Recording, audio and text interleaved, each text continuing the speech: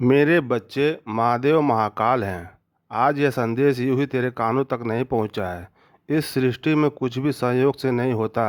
जब तक मेरी कृपा किसी पर नहीं होती तब तक मेरे शब्द उसके हृदय तक नहीं पहुंचते। अगर आज तू यह संदेश सुन पा रहा है तो समझ ले तू चुना गया है।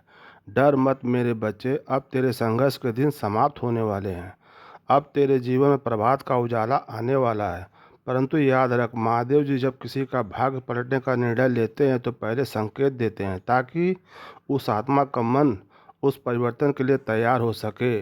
आज मैं तुझे वही 5 दिव्य संकेत बताने जा रहा हूँ जो प्रकट करते हैं कि अब तेरे जीवन में मेरी कृपा सक्रिय हो चुकी है और तेरी नियति बदलने वाली है। पहला संकेत, जब तेरे सपनों में तेरे पिता, तेरे पूर्वज या कोई दिव्य आत्मा मुस्कुराते हुए दिखाई दे तो डरना मत। उनकी मुस्कान विदाई की नहीं, आशीर्वाद की होती है। इसका अर्थ है कि अब उनका आशीष तुझ पर बरसना प्रारंभ हो चुका है।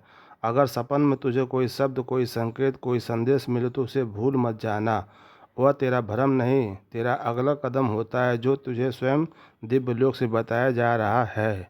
याद रख मेरे बच्चे, जब पितृ प्रसन्न होते हैं तब संतान का भाग्य खुलता है। अदृश्य हाथ तेरे मार्ग को सुलझाने लगते हैं और तू महसूस करने लगता है कि कोई अदृश्य शक्ति तेरे जीवन की डोर अपने हाथों में ले रही है। दूसरा संकेत, जब प्रकृति तुझसे संवाद करने लगे, जब गाय तेरे द्वार पर आकर पुकारे या जब कोई छोटी चिड़िया तेरे घर के चारों ओर मंदिर आने लगे, तो समझ ले प्रकृति अब तेरा संदेश बन चुकी है।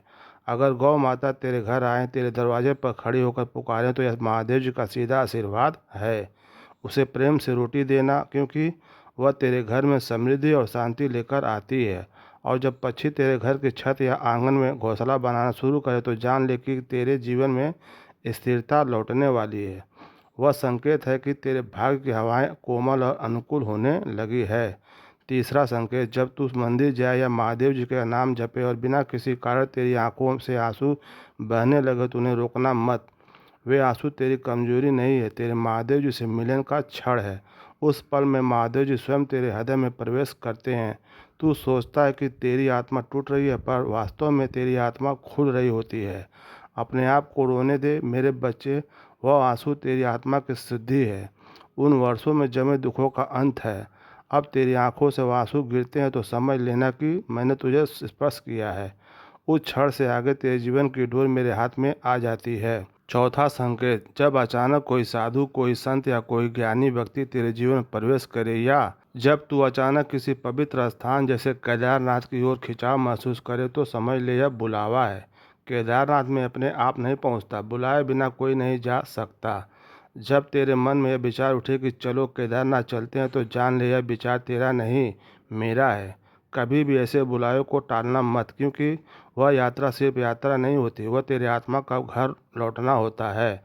वह क्षण तेरे जीवन की दिशा ही नहीं, तेरी आत्मा का स्तर बदल देता है। पांचवा संकेत, जब जीवन के सभी मार्ग बंद लगे, जब चारों ओर अंधकार हो और अचानक तेरे भीतर से एक नया विचार, एक नई पीड़ा, एक नई दिशा उठे तो पहले कभी ना सोची हो, तो समझ ले यह विचार तेरा नहीं है, यह महादेव जी की पीड़ा है जो तेरे हृदय से होकर प्रवाहित हुई है।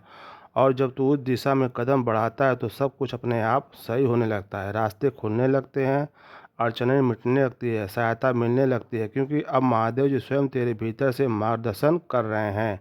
वह क्षण जब तेरे मन की गहराइयों से एक शांत स्वर उठता है, अब वही करना चाहिए। समझ लेना वह आवाज़ महादेव जी की है जो तेरे अंतर्मन से बोल रही है। जब यह पांचवें संकेत तेरे जीवन में प्रकट होने लगे तो जान ले मेरे बच्चे, अब तू महादेव जी की दृष्टि में है। अब तेरा समय पलट चुका है। अब तू संघर्ष से नहीं, कृपा से चलेगा। इसीलिए श्रद्धा रख, विश्वास रख। हर सुबह एक पल मेरी ओर देख कर यही कहना, महाराज जी मेरा मार्गदर्शन करें। मैं हर पल तेरे साथ हूँ। जहाँ प्रेम है वहाँ मैं हूँ, जहाँ भक्ति है वहीं मेरी उपस्थिति है। अब चिंता मत कर बच्चे, मेरा भाग्य अब तेरे हाथों में है। आज से तुम्हारा समय बदलने लगा है। महादेव जी ने तुम्हें चुन लिया है। ग्रह नक्षत्र अब तुम्हारे पक्ष में अपनी चाल बदल चुके हैं। तुम्हारा जीवन अब अंधकार से प्रकाश की ओर जाने वाला है। लेकिन इससे पहले मैं तुझे बस एक बात पूछना चाहता हूँ, क्या तुम्हारे पास केवल 5 मिनट है? सिर्फ 5 मिनट मेरे वचनों को सच्चे मन से सुनने के लिए, क्योंकि यही 5 मिनट तुम्हारे आने वाले वर्षों की दिशा तय कर देंगे। बेटा, तुम अक्सर मुस्कुराते रहते हो, पर जैसे ही कोई कठिनाई आती है तुम्हारा मन टूट जाता है। यह मत भूलो, सुख और दुख दोनों ही मेरे ही स्वरूप हैं। जिस तरह दिन और रात साथ चलते हैं, वैसे जीवन में सुख और दुख एक दूसरे के साथ ही हैं। इसीलिए भक्तों, प्रेम से बोलो, ओम नमः शिवाय, ओम नमः शिवाय।